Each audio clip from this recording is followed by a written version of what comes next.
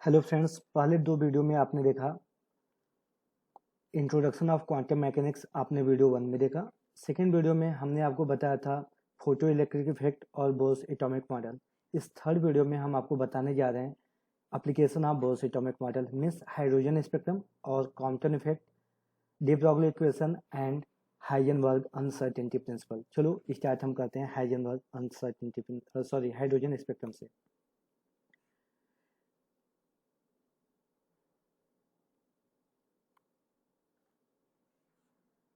Bourse के atomic model के अनुसार जब कोई इलेक्ट्रॉन्स या कोई सब एटॉमिक पार्टिकल्स लोअर उसको एनर्जी दी जाती है तो लोअर एनर्जी लेवल से हायर एनर्जी लेवल में जाते हैं। आफ्टर सम टाइम सब एटॉमिक पार्टिकल्स या इलेक्ट्रॉन्स अपनी एनर्जी रिलीज करके वापस लोअर स्टेट में आते हैं। तो एनर्जी रिलीज करते हैं मीन्स इमिशन के दौरान जो स्पेक्ट्रा हमें ऑब्जर्व होती है उसको हम कहते हैं इमिशन स्पेक्ट्रा, और ये हाइड्रोजन या मोनो इलेक्ट्रॉनिक सिस्टम शो करते हैं।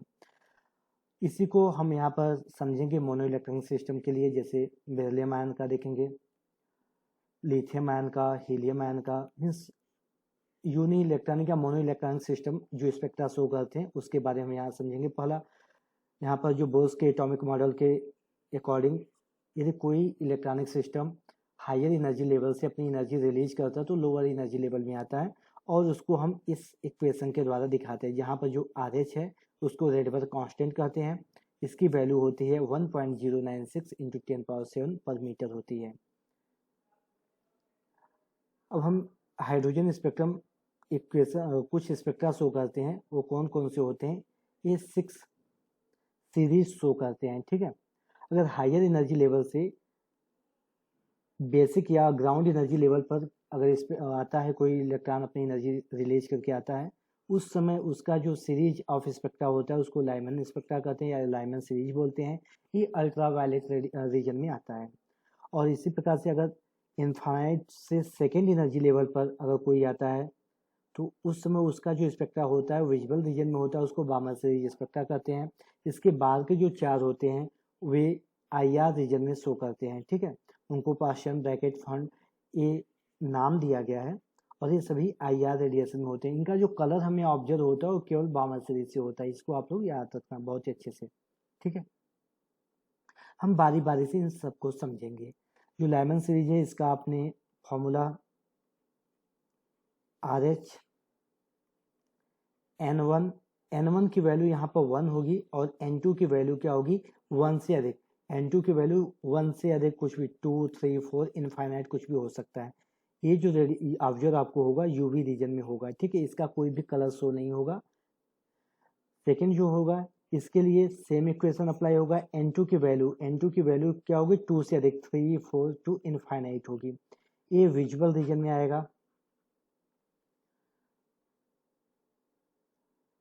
जो थर्ड होगा पार्शियल सीरीज, इसके लिए सेम इक्वेशन हम अप्लाई करते हैं 1/RH Rydberg constant.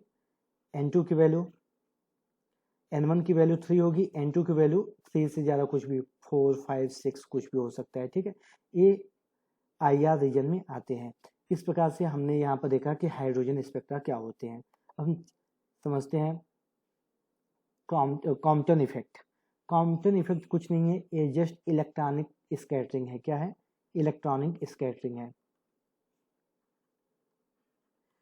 Electronic scattering को ही समझकर रमन ने अपना रमन इफेक्ट दिया था और उनको नोबेल प्राइज मिला था। कॉम्पटन इफेक्ट क्या बताता है कि जब कोई हाई एनर्जी का फोटॉन किसी लो आयनाइजेशन एनर्जी के टारगेट पर या मेटल सरफेस पर इंसिडेंट कराया जाता है तो क्या होता है, लो आयनाइजेशन एनर्जी की वजह से उसके आउटर सरफेस से इलेक्ट्रॉन बाहर रिलीज आउट होते हैं, और साथ ही साथ इलेक्ट्रॉन को बाहर करने के लिए इस फोटॉन की एनर्जी कुछ कम हो जाती है।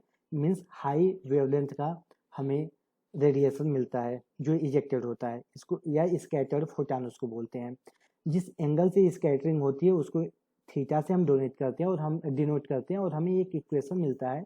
वो इक्वेशन यही पर है जिसको हम कहते हैं कॉम्पटन इक्वेशन कहते हैं। ये चेंज इन वेवलेंथ जिसको हम कहते हैं Compton shift equal to H/m0c, इसको कहते हैं आइडियल कॉम्पटन वेवलेंथ या कॉम्पटन वेवलेंथ 1 - cos थीटा। यहाँ से 2 केसेस हमें मिलते हैं, केस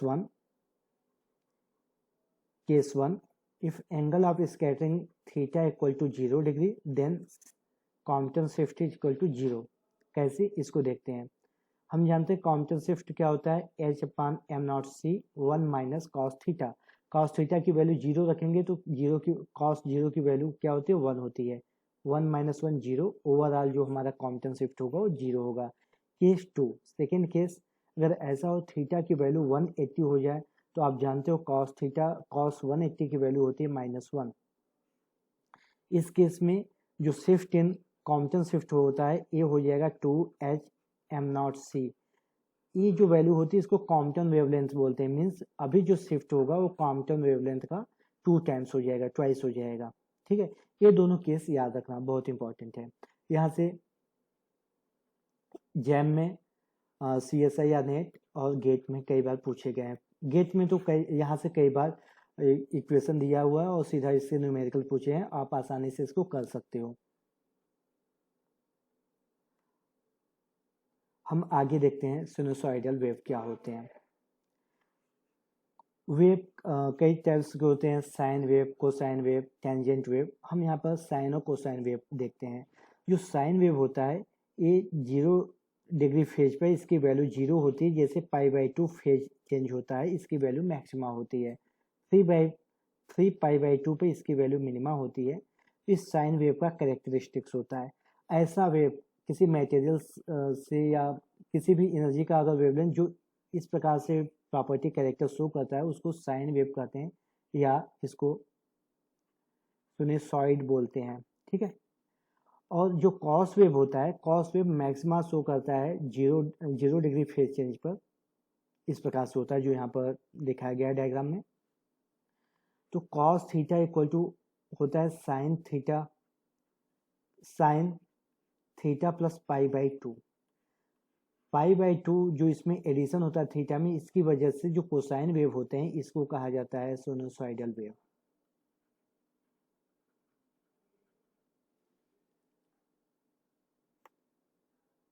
अब हम देखेंगे डुअल नेचर ऑफ इलेक्ट्रॉन्स में डी ब्रॉगली इक्वेशन।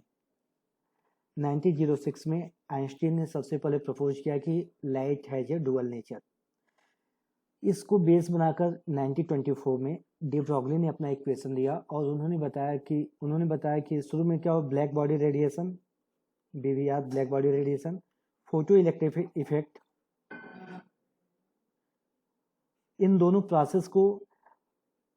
प्रोसेस को हम केवल इलेक्ट्रॉन के पार्टिकल नेचर के बेस पर नहीं समझा सकते थे। इसको समझाने के लिए जरूरी था कि हम इलेक्ट्रॉन्स के वेव नेचर को भी समझें। ठीक है, तो डी ब्रॉगली ने आइंस्टीन के डुअल नेचर ऑफ लाइट के कॉन्सेप्ट को मानते हुए उन्होंने अपना इक्वेशन दिया और प्रूफ किया कि नहीं, इलेक्ट्रॉन्स के पास डुअल नेचर होता है। वो कैसे होता है, अगर इलेक्ट्रॉन्स के पास डुअल नेचर होता है मीन्स उसके पास मैटर की प्रॉपर्टी होंगी और एनर्जी का नेचर होगा। एनर्जी मीन्स वेव नेचर होगा। अगर इलेक्ट्रॉन्स के पास वेव नेचर होगा उस समय इलेक्ट्रॉन की एनर्जी होगी E equal to h nu. Nu जो है फ्रिक्वेंसी होगा इलेक्ट्रॉन्स का। अगर इलेक्ट्रॉन्स के इसके पास मैटर की प्रॉपर्टी होगी तो इलेक्ट्रॉन्स की एनर्जी होगी E इक्वल टू mc²। अगर दोनों एक ही पार्टिकल दोनों नेचर शो कर रहा है उस कंडीशन में दोनों एनर्जी क्या होगी, सेम होगी।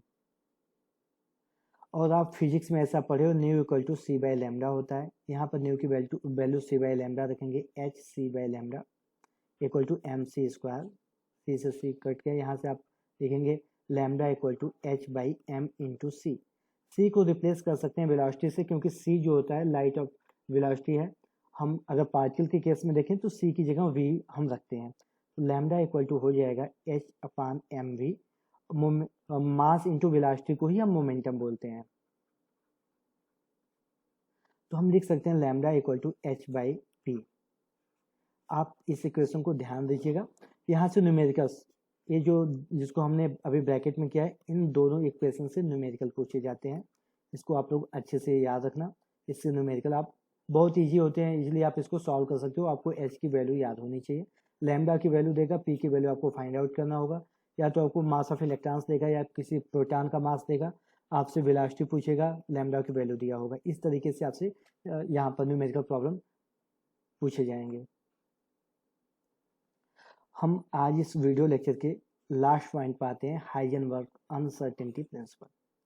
इसका स्टेटमेंट आप क्लास 11 से पढ़ते आ रहे हो, स्टेटमेंट पर नहीं जाते हैं, इसका एक्चुअल मीनिंग क्या होता है उसको हम समझते हैं। जब डी ब्रॉगली ने बताया कि electron has a wave nature, तो पार्टिकल नेचर होता था तो ऐसे कंसिडर होता था कि इलेक्ट्रॉन एक स्फेरिकल पाथ में मूवमेंट करता है, रिवॉल्व करता है। लेकिन अगर इसके पास वेव नेचर होता है तो इलेक्ट्रॉन का इस तरीके से सिंपल पाथ ना होकर अभी जैसा स्क्रीन पर दिख रहा है इस तरीके से इलेक्ट्रॉन का पाथ होगा, मीन्स वेव नेचर जैसा पाथ होगा। ठीक है, और हम जानते किसी भी चीज़ को अगर ऑब्जर्व करते हैं तो कैसे करते हैं, उसके ऊपर लाइट को इंसिडेंट कराते हैं, लाइट रिफ्लेक्ट होकर आती है, फिर उसके बारे में बताती है। एक जनरल आइडिया होता है किसी भी चीज़ की ऑब्जर्वेशन के लिए। तो हम जैसे ही मान लो कंसिडर करते हैं पॉइंट ए है और यहाँ पे इलेक्ट्रॉन है, जैसे इसके ऊपर लाइट इसके ऊपर इंसिडेंट कराते हैं, लाइट इसके पोजीशन को तो मेजरमेंट तुरंत कर लेता है और वापस रिफ्लेक्ट आता है, लेकिन इस लाइट की वजह से इलेक्ट्रॉन गेन एनर्जी और इसका मोमेंटम तुरंत चेंज हो जाता है। मीन्स अगर हमने इसके पोजीशन को मेजर किया तो इसका मोमेंटम तुरंत चेंज हो गया। ठीक है, वो कितना चेंज हुआ है इसी को हाइजेनबर्ग ने बताया है, h/2π के बराबर होता है। ठीक है, यहाँ से आपसे न्यूमेरिकल पूछे जाएंगे। जो डेल्टा एक्स होता है इसको हम बोलते हैं अनसर्टेनिटी इन पोजीशन। डेल्टा पी को हम बोलते हैं uncertainty in momentum.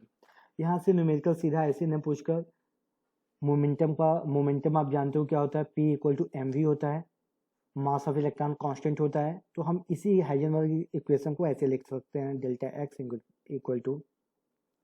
m × delta v = h/2π। तो यहाँ पर आपको मास ऑफ इलेक्ट्रॉन्स या प्रोटॉन कोई सब एटॉमिक पार्टिकल्स का यहाँ मास दे सकता है, अनसर्टेनिटी इन पोजीशन या अनसर्टेनिटी इन वेलोसिटी पूछ सकता है, या अनसर्टेनिटी इन मोमेंटम पूछ सकता है। एच की वैल्यू आपको याद होगी 2π, h/2π एक कांस्टेंट वैल्यू होती है। ठीक है, तो इस तरीके से आपसे न्यूमेरिकल पूछे जाएंगे। तो हम अभी इसका वीडियो 4 जो लेकर आएंगे आप लोगों के लिए, उसमें हम इसके न्यूमेरिकल प्रॉब्लम को सॉल्व करेंगे।